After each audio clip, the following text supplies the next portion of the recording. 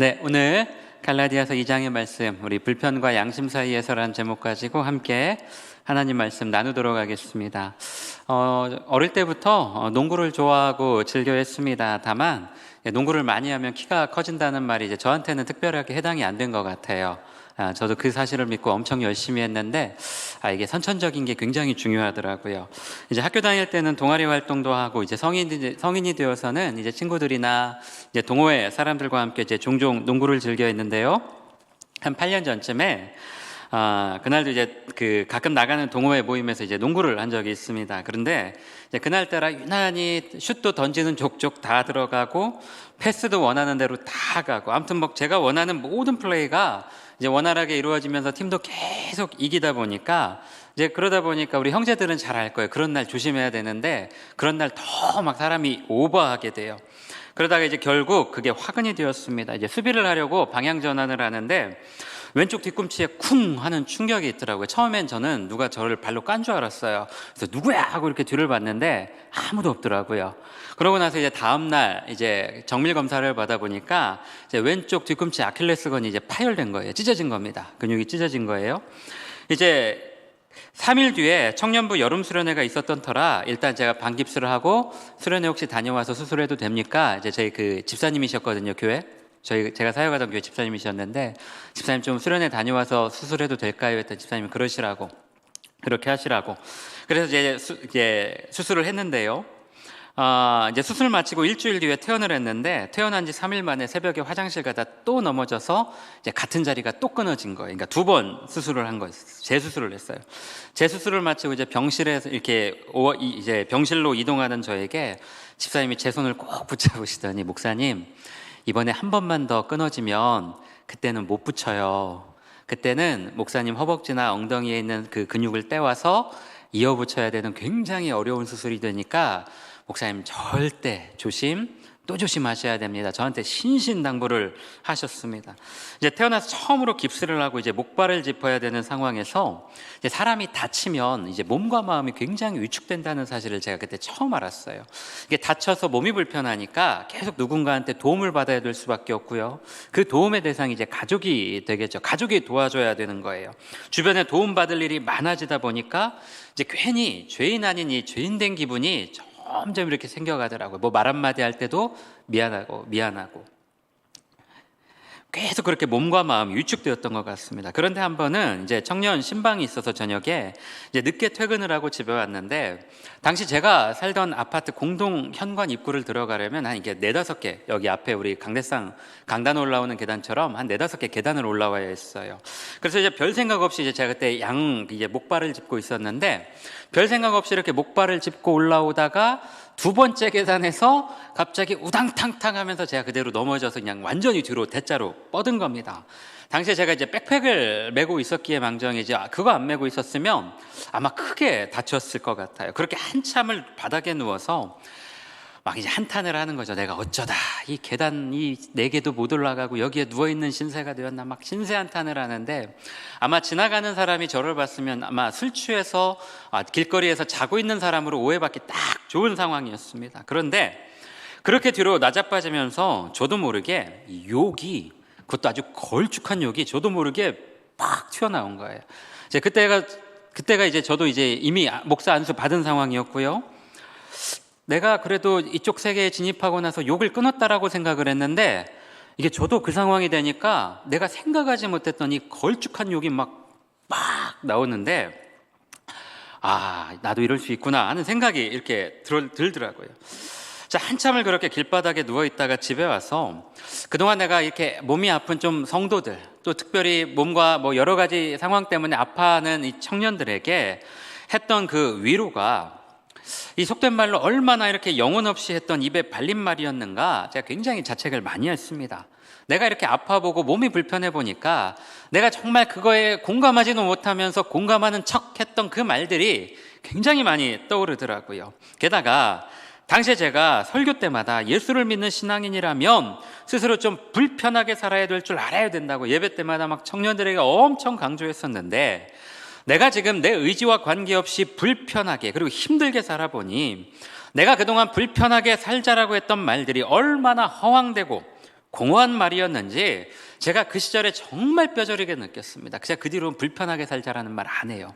그냥 감당할 수 있으면 자기 그릇대로 그냥 사는 거지, 불편하게 사는 건 누가 강조하고 강요해서 사는 게 아니라는 걸 제가 정말 뼈저리게 느꼈어요. 불편하게 살고자 하는 의지와 용기가 없음에도 그냥 그런 말을 하면 내가 그렇게 살고 있는 사람이라고 착각했는지도 모르겠습니다.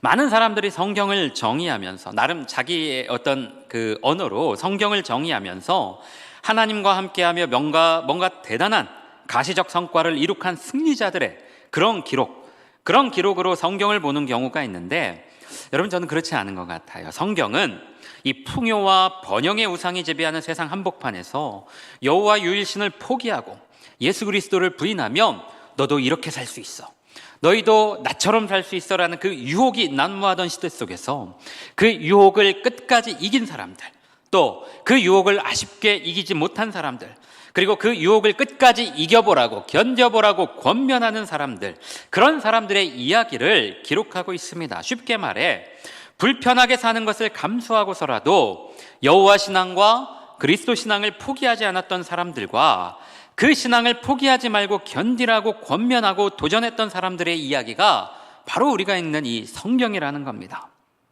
이 갈라디아서는 미니 로마서라고 불릴 정도로 내용은 굉장히 짧아요. 그렇게 내용은 짧지만 그 안에 바울의 신학이 굉장히 명료하게 아주 잘 드러나는 책입니다.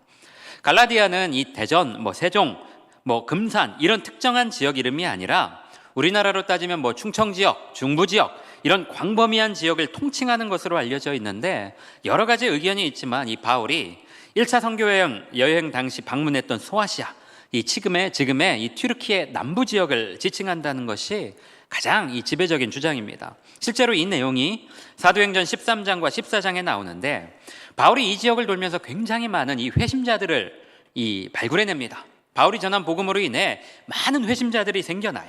성과를 거둔 거죠. 그러고 보면 사람은 아무리 힘들고 어려워도 그 노력에 대한 어떤 구체적인 가시적인 그런 성과가 있으면 얼마든지 그것을 견딜 수 있는 그런 존재입니다.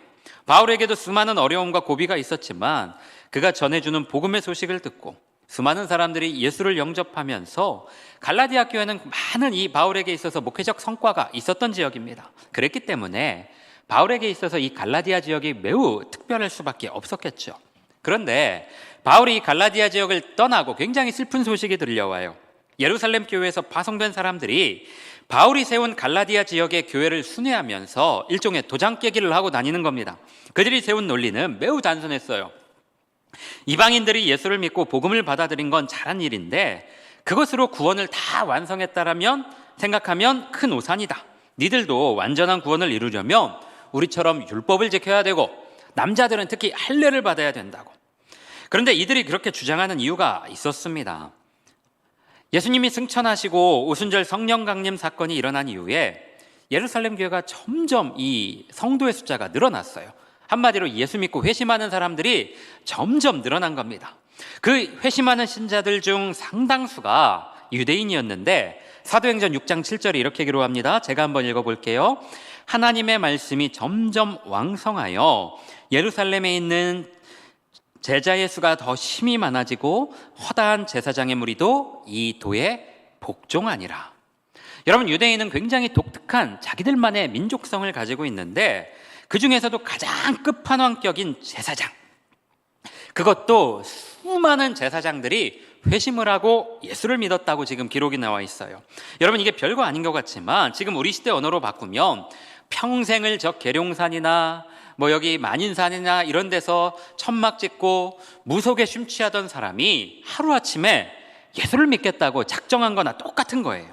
그야말로 이 예루살렘 한복판에 예수라는 큰 폭탄이 떨어진 겁니다. 그런데 우리가 여기서부터 한번 주목해 봐야 될 사실이 있어요. 모든 종교는 전파되는 과정에서 어느 정도 그 지역과 문화에 맞게 토착화되는 경향이 있습니다.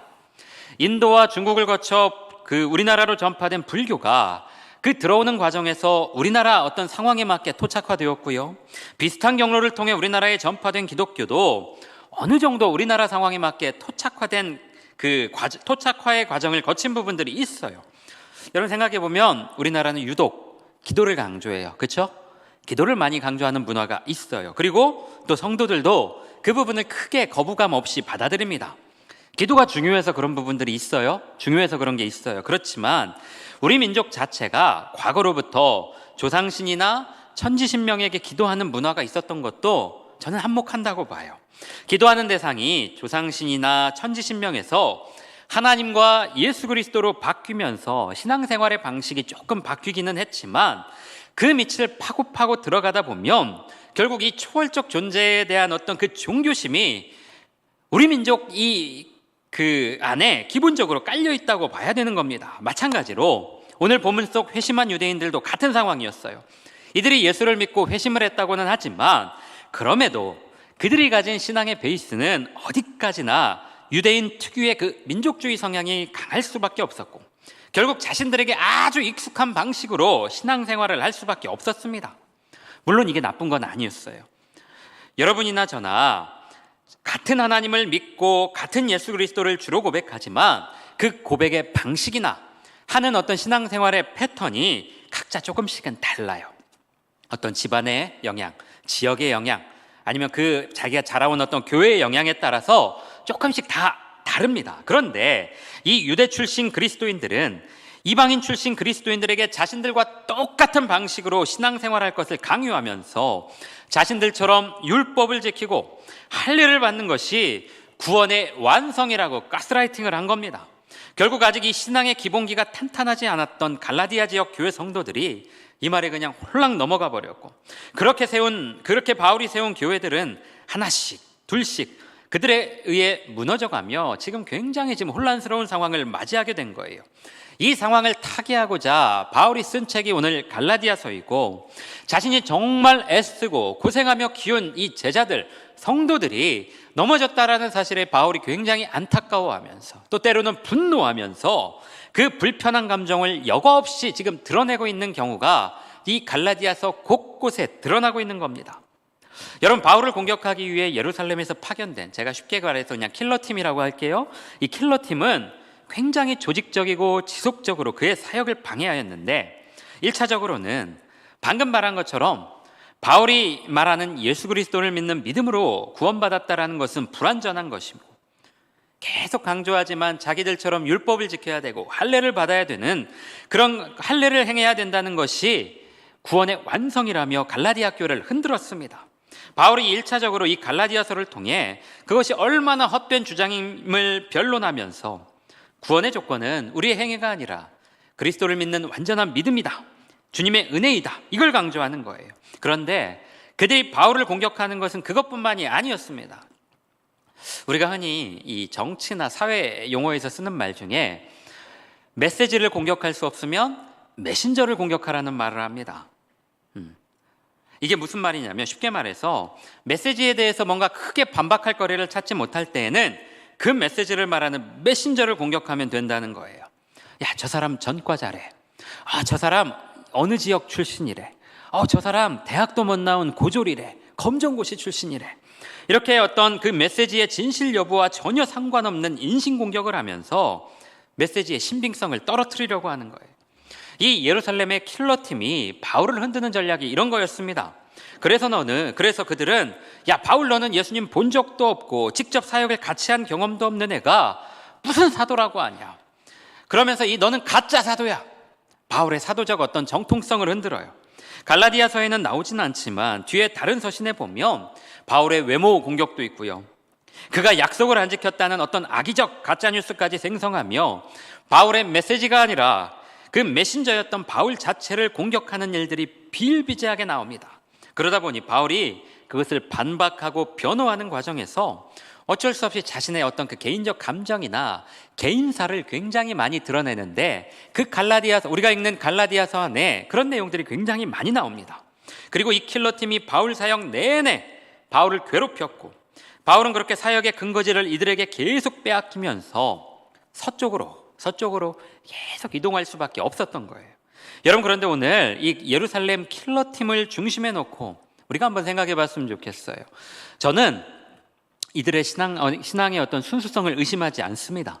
평생을 이 유대인 사회의 어떤 주류 기득권층으로 살던 사람들이 그 모든 것을 포기하고 하루아침에 개종해서 나는 예수를 믿겠습니다 라고 말하는 건 여러분 대단한 거예요. 쉽지 않아요. 그들의 선택과 결심은 박수받아 마땅합니다. 그러나 그들은 여전히 예수가 자신들뿐만이 아니라 세상 모든 사람들을 위해 오셨다라는 사실까지는 인정하지 못했어요. 그래서 남들도 자신들과 똑같은 생각과 똑같은 방식으로 예수를 믿어야 된다는 어떤 전체주의적 사고방식으로 신앙생활을 했어요.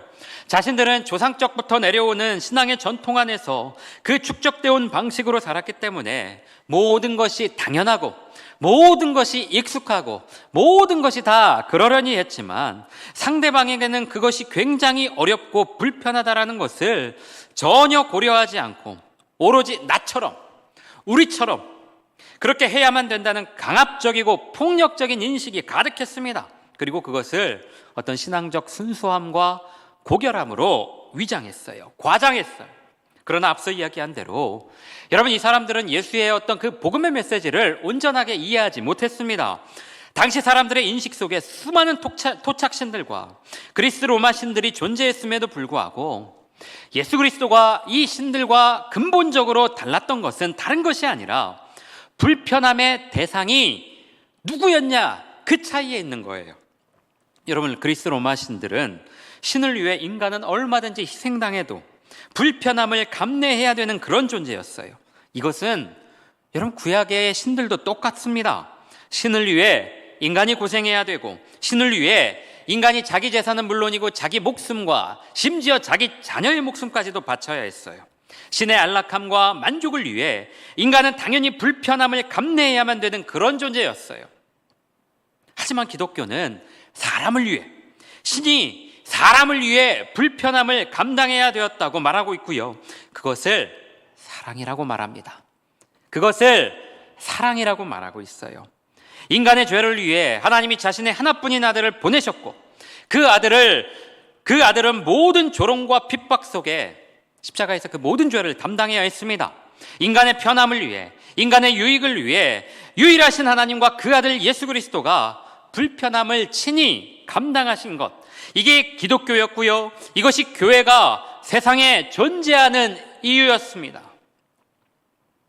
교회의 역사를 보면 교회가 이 사명을 잘 감당했을 때 세상의 빛과 소금의 역할을 감당했지만 이런 사역을 감당하기보다 자신들의 편함과 자신들의 유익, 자신들의 익숙함을 관철시키기 위해 타인과 교회 밖 세상에 그 불편함을 전가시켰을 때는 교회가 타락했고 많은 사람들에게 짐이 되었어요. 지탄의 대상이 되었어요. 은혜롭게 하나님을 위해서 하나님 뜻대로라는 이 무적의 논리로 무장한 채 세상의 빛이 아니라 세상의 어둠이 되었던 시절이 있었습니다. 여러분, 많은 사람들이요, 미국이라는 나라는 청교도 신앙 안에서 건국되었고 대통령이 취임할 때 성경에 손을 얹고 기도를 하기 때문에 미국은 기독교 국가라고 이야기를 합니다. 앞다투어 이야기를 해요. 그러면서 졸업식이나 문화공연 같은 이런 공개적이고 오픈된 장소에서 주기도문을 한다든지 아니면 사도신경을 외운다든지 아니면 찬양을 부른다든지 그런 학생들, 그런 사람들의 영상을 열심히 나르면서 미국이 하나님의 복을 받는 이유, 미국이 1등 국가가 될 수 있었던 이유, 이런 타이틀을 달고 열심히 영상을 퍼나릅니다. 그런데 여러분, 저는 그 말에 1도, 아니 0.0001도 동의가 잘 안 돼요. 지금 미국의 대통령이 자국 우선주의를 앞세우면서 다른 나라를 대하는 어떤 태도와 방법이 과연 예수께서 우리에게 보여주신 길인가요? 예수께서 성경의 말씀을 통해 우리에게 보여주고 계시는 그런 모습인가요? 온갖 번지르르한 이유로 자신들의 입장을 포장하고 있지만 여러분, 그 사람들이 말하는 건 결국 미국의 이익을 위해 다른 나라는 망하고 죽어도 상관없다는 논리입니다. 우리만 편할 수 있으면 상대가 그 어떤 불편함을 감내하든지 간에 신경 쓰지 않겠다는 건데, 여러분, 이게 어떻게 성경의 가르침이고 어떻게 이게 예수께서 보여주신 삶의 방법인가요? 그럼에도 여전히 그런 사람들을 추앙하면서 마치 예수를 잘 믿었기 때문에 하나님이 복 주셔서 미국이 세계 최강국이 되었다고 말하는 사람들에게 저는 도대체 성경을 어떻게 바라보면 그렇게 말할 수 있는지 저는 반문하고 싶어요. 많은 전문가들이 말하기를 우리나라는 우리나라와 이 비슷한 수준의 어떤 생활 환경을 누리는 주변 나라들보다 유독 이 사기 범죄 비율이 높다고 합니다. 다른 범죄 비율보다 특별히 우리나라가 사기 범죄 비율이 높대요. 그러면서 우리나라의 이 사기 범죄의 양형 기준이 다른 선진국들에 비해 현저히 낮다는 것을 앞다투어 지적하는데요. 그래서 한탕 크게 하고 한 몇 년 감옥 가서 살다 나오면 된다는 인식이 이제 일부 이 나쁜 사람들 인식 가운데 있는 겁니다. 많다는 거예요. 더군다나 요 근래 우리 사회를 뜨겁게 달구었던 이 전세 사기 같은 경우만 하더라도 사기꾼이 이 취득한 불법적인 이익을 강제적으로 뭔가 이렇게 환수할 수 있을 만한 법적 근거가 미약하기 때문에 사기꾼이 잡힌다고 하더라도 이 사기를 당한 피해자가 그 피해액을 온전히 이게 보전받지 못하는 경우가 덜어 있다라는 겁니다. 그게 대다수라는 거예요. 사기를 당한 피해자들이 극단적 선택을 할 수밖에 없는 구조가 여기에서 오는 겁니다. 그러면서 또 하나 가장 근원적인 이유를 꼽는 것 중에 하나가 이 우리나라 법조계의 뿌리 깊은 전관 문화를 이야기합니다. 이 법원이나 검찰에서 고위직으로 퇴직한 전관 변호사들을 고용하면 10년 받을 거 5년 받고 5년 받을 거 2, 3년 받을 수 있고 구속될 거 구속 안 받고 그냥 집행유예로 끝나고 한마디로 비싼 변호사를 쓸수록 처벌이 감경된다는 인식이 사회 저변에 깔려 있다 보니까 한번 사기 크게 치고 재미를 본 사람들이 죽을 때까지 사기치고 남을 등쳐먹으면서 호화롭게 사는 거예요. 한마디로 법이 사기꾼을 계속 보호하고 양성하는 역할을 하는데 그로 인해 모든 피해는 사회적 약자들, 그중에서도 이제 막 사회에 진출한 사회초년생들, 대학생들, 신혼부부들, 또 고령의 노인들과 같은 사람이 될 수밖에 없는 겁니다. 우리 사회가 제 아무리 AI 시대, 스마트 시대로 진입한다고 한들 이렇게 자신들의 편리함과 이익을 위해 남에게 모든 피해와 불편함을 전가시키는 일에 대해 전혀 양심의 가책을 느끼지 못하는 사람들이 점점 더 많아지고 있다면 과연 우리 사회가 발전하고 있다고 자신 있게 말할 수 있겠습니까? 과연 우리 사회가 1000만 기독교인이 있는 나라라고 말할 수 있겠습니까? 우리가 사는 세상이 더 좋은 세상이 되기를 바라는 마음은 아마 저나 여러분이나 다 똑같을 겁니다. 저도 제가 전 지구적 평화를 위해 헌신할 수 있는 위치에 있는 사람이 아니지만 그냥 적어도 내가 살고 있는 이 작은 지역사회, 내가 관계 맺고 있는 이 작은 그룹, 나와 관계하고 사는 내 주변의 이웃들, 우리 청년들, 교인들, 이런 분들이, 이런 사회가, 이런 사람들이 오늘보다 내일이, 내일보다 그 다음 날이 조금 더 나아진 세상에서 살았으면 하는 바람이 있어요. 제 자녀가 사는 세상은 더 지금보다 좋았으면 좋겠고요. 제 후배 교역자들, 목회자들이 목회하는 시대는 제가 사역했던 시대보다 더 좋아지고 더 나은 환경에서 목회했으면 하는 바람이 있습니다. 내가 했으니까 너도 똑같이 당해봐. 이게 아니라 나는 어려움을 겪었지만 우리 후배 교역자들은 조금 더 나은 환경에서 목회할 수 있으면 좋겠다라는 생각이 있어요.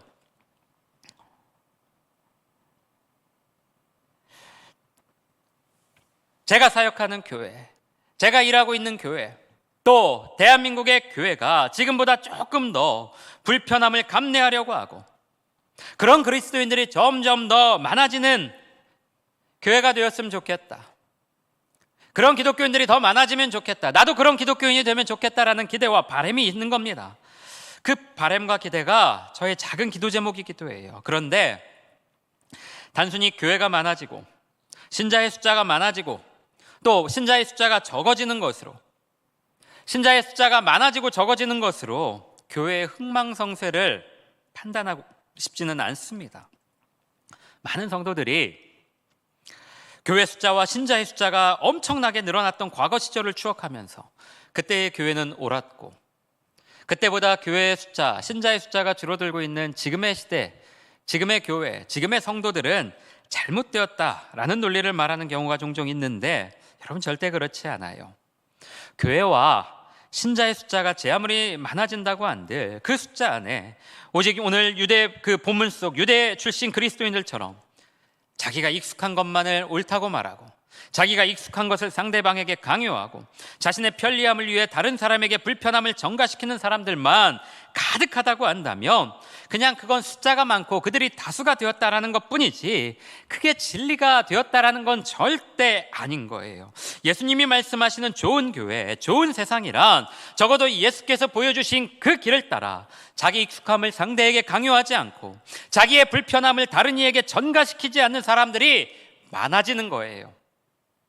자기 힘으로 누군가를 누르려고 자기 의견을 관철시키려고 하는 것이 아니라 예수께서 보여주신 그 삶의 방법을 고민하고 어떻게 하면 그 길로 갈 수 있을까를 생각하는 그리스도인들이 점점 더 많아지는 교회, 점점 더 많아지는 세상이 예수께서 말씀하신 좋은 세상이라는 겁니다. 그런 사람들이 교회에 점점 더 많아지고 그런 그리스도인들이 세상에 나가 자기 역할을 다할 때 우리는 그런 교회와 그런 세상을 향해 저기가 바로 하나님이 다스리시는 기독교 사회, 저 나라가 하나님이 다스리시는 기독교 국가라고 말할 수 있지 않을까요? 예수를 믿으면 우리 인생에 좋은 일이 가득하기도 하지만 여러분, 예수를 믿음으로 인해서 애석하게도 그리스도인으로서 이 불편한 신앙의 양심을 마주해야 되는 경우가 우리가 살다 보면 참 많아요. 행복해야 되는 날도 있지, 행복한 날도 있겠지만 예수를 믿기 때문에 불편한 양심을 마주해야 되는 날이 참 많아요. 예수를 믿는 것 때문에 더 참아야 되고 더 할 말 못해야 되고 뭔가 더 높은 수준의 삶의 태도를 자꾸 요구받아야 될 때가 있어요. 제가 몇 번 이렇게 리더십 때는 얘기한 건데 저는 아직도 2015년 4월 22일 저 목사 안수 받던 날 그 아침에 눈 떴을 때를 잊지 못해요. 남들은 막 목사 안수 받으면서 이제 막 거룩한 길, 십자가의 길, 순교자의 삶, 막 거룩한 길을 간다고 저한테 막 그렇게 하는데 저는 하나도 그게 귀에 들어오지 않았어요. 난 평생 내가 이걸 할 수 있을까? 나는 그렇게 깨끗한 사람은 아닌데 내가 그렇게 높은 수준의 윤리적 어떤 이 수준을 내가 감당할 수 있을까? 아마 제가 밖에서 저한테 여러분들에게 저한테 목사님이라고 부르지 말라고 하는 이유 중에 하나가 이런 것도 있을 것 같아요. 혹시나 내 행동이 좀 이상한 행동에서 이상한 말에서 남들에게 괜히 교회에 욕먹이게 하면 어떠나. 제 스스로 저를 평가했을 때 저는 제 이익과 편리함을 기꺼이 포기하면서까지 막 내가 누군가를 막 배려해야겠다 그런 경지까지는 제가 아직 못 간 것 같아요. 그래서 내 의지와 노력이 인정받지 못할 때 저는 그게 화가 날 때가 있어요. 내 진정성, 내 진심이 왜곡되게 뭔가 오해받거나 왜곡당하면 막 그게 뭔가 화가 날 때가 있어요. 나 그렇게 말하지 않았는데 내가 하려고 하는 건 이건데 왜 자꾸 그렇게 왜곡하는지. 여러분, 그럼에도 여전히 제가 다시 그 은혜의 출발선 앞에 서보려고 하는 건 주님이 저의 마음의 중심을 보시면서 함께 가보자, 다시 한번 가보자 말씀하실 때가 참 많다라는 겁니다. 그 성령 하나님이 제 안에, 제 인생 가운데 계시기 때문이라는 거예요. 성령께서 저와 여러분의 인생을 포기하지 않으시고 오늘 이 시간에도 다시 은혜의 보좌로 저와 여러분을 초대하고 계심을 여러분들 믿으셨으면 좋겠습니다. 사랑하는 청년들, 여러분은 어떤 그리스도인이 되기를 바라고 계세요? 한번 정직하게 여러분 마음 가운데 한번 생각해 보세요. 나는 어떤 그리스도인이 되면 좋겠는가? 아마 지금 여러 가지 인생의 과정과 고비를 겪으면서 주님이 그 앞길을 인도해 주시기를 여러분 많이 기도하고 있을 텐데요. 맞아요. 지금은 여러분 그걸 놓고 기도해야 될 때요. 하나님, 제가 있어야 될 곳이 어디입니까? 하나님, 제 인생은 어디로 가야 됩니까? 어떻게 해야 됩니까? 그게 제일 중요한 문제고 그게 제일 기도해야 될 문제예요. 저도 그 기도에 힘을 보태고 주님이 여러분들에게 좋은 길 열어주시기를 저도 함께 기도할 겁니다. 주님이 여러분 삶에 힘을 주셔서 어떤 상황에도 여러분들 흔들리지 않고 주님 붙잡고 나아가기를 저도 누구보다 더 간절하게 여러분 위해서 기도할 거예요. 다만 한 가지 당부하고 싶은 건 여러분 저 보세요. 이건 제가 여러분 눈을 보고 얘기하고 싶어요. 제가 지금까지 10년이 넘게, 거의 13년 넘게 청년부 사역을 하면서 수많은 청년들을 봐왔는데 적어도 제가 이 대덕암빛교회에서 봐왔던 청년들 보면 굉장한 청년들이 많아요. 굉장한 청년들이, 대부분의 청년들이 내가 저 나이 때 저렇게 살았으면 나 대단한 사람 됐겠다 싶을 정도로 뭔가 인생에 대한 깊은 고민과 또 어떤 뭔가 이렇게 보여지는 것들로도 대단한 청년들이 참 많은 것 같아요. 지금이야 아직 여러분 과정 중에 있기 때문에 여러분들이 어떤 그 관리자의 입장보다는 관리 당하는 입장에 많이 서 있겠지만 뭐 한 10년, 20년만 지나도 아마 여러분 대부분의 청년들이 굉장히 어떤 그 영향력 있는 위치에 갈 겁니다. 저는 그렇게 믿어요. 그럴 것 같아요. 여러분들 보고 있으면 여러분 혹시 그런 위치에 갈 때 저 모른 척하면 안 돼요. 제가 이렇게 밥 한 번 먹자고 해도 저랑 꼭 밥 한 끼 해요. 그런 청년들이 여러분 대부분이에요. 아마 거의 다 그런 청년들인 것 같아요. 여러분 그때 다른 그 어떤 것보다 여러분들 마음 가운데 그 다른 어떤 것보다 내가 불편함을 감당하고 싶지 않은 그 마음과 그 신앙의 양심이 싸우는 지점에서 예수께서 어떤 삶을 사셨는지를 계속 끊임없이 고민하고 기도하면서 그 여러분의 삶의 자리에서 노력하고 그 마음의 그 갈등을 일으키며 여러분의 그 욕망과 그 성경의 그 어떤 진리를 놓고 치열하게 싸울 수 있는 여러분이 되었으면 좋겠어요. 예수께서 어떤 삶을 사셨는지 기억하면서 치열하게 기도하는 여러분이 되었으면 좋겠어요. 나와 다르다고 배제하고 구분짓고 나하고 똑같이 되라고, 나와 똑같이 되라고 강요하며 나의 익숙함을 관철시키려고 하기보다 다르더라도, 조금 더 다르더라도 그 다름이 함께 공존할 수 있는 세상을 만들기 위해, 그런 세상을 만들기 위해 저와 여러분이 주님 앞에 그렇게 쓰임받을 수 있었으면 좋겠습니다. 여러분, 우리가 사는 세상은 내가 하기 싫은 것을 남에게 전가시킬 수 있고, 내가 말하는 대로 관철시킬 수 있고, 나에게 익숙한 것을 누군가에게 투영시킬 수 있는 사람을 능력 있는 사람이라고 말을 해요. 혹시 여러분이 꿈꾸는 그리스도인이란 예수의 이름과 능력으로 이런 류의 사람이 되는 건가요? 예수님이 나를 좀 도와주셔서 내 기도의 힘으로, 신앙의 힘으로 방금 말한 내 의지를 관철시키고 내 익숙함을 누군가에게 투영시키고 그렇게 살아갈 수 있는 사람, 그렇게 살아갈 수 있는 그리스도인, 여러분이 혹시 꿈꾸는 그리스도인이란 그런 그리스도인입니까? 오늘 이 한 주간 명절 기간 보내면서 여러분 마음 가운데 한번 정직하게 되돌아봤으면 좋겠어요. 말씀 마무리합니다. 스스로 편함을 포기하시고, 스스로 그 편함을 포기하시고 인간의 불편함을 기꺼이 감당하신 예수 그리스도를 따라가면서 여전히 우리 안에 수많은 죄의 본성을, 이 수많은 어떤 죄의 본성을 발견하지만, 여러분 그럼에도 불구하고 우리가 주님 사랑하는, 주님 따라가고자 하는 그 진심이 있다면, 그 마음의 의지가 있다면 그 모든 것은 언제나 다시 처음으로 회복할 수 있어요. 우리는 언제나 다시 그 은혜의 출발선 앞에 설 수 있는 거예요. 주님이 우리를 그렇게 부르실 거니까요. 주님을 사랑하는 진심이 있다면 그 방법이 다르더라도, 그 모습이 다르더라도 우리는 누군가와 함께 살 수 있습니다. 사랑하는 청년들, 한 주간 우리에게 사랑으로 다가오셔서 우리의 모든 불편함과 악함을 기꺼이 감당하신 주님을 그렇게 기억하면서 날마다 그 불편함과 양심의 사이에서 갈등할지라도 주님이 부르시고 다시 부르시고 초대하신 그 은혜의 자리에 서서 그 주님을 찬양하고 예배하며 주님이 보여주신 길을 고민하며 함께 나아가는 우리 모든 청년들 되기를 주님의 이름으로 축복합니다. 우리 같이 함께 옆에 있는 사람에게 이렇게 고백할까요? 당신의 삶 안에 주님의 길이 있습니다. 당신의 삶 안에 주님의 길이 있습니다. 우리 그렇게 주님 길을 따라가기를 소망하는 청년들만 그 자리에 함께 일어나서 이 찬양 같이 고백합니다. 우리 다 함께 일어나서 같이 고백합니다.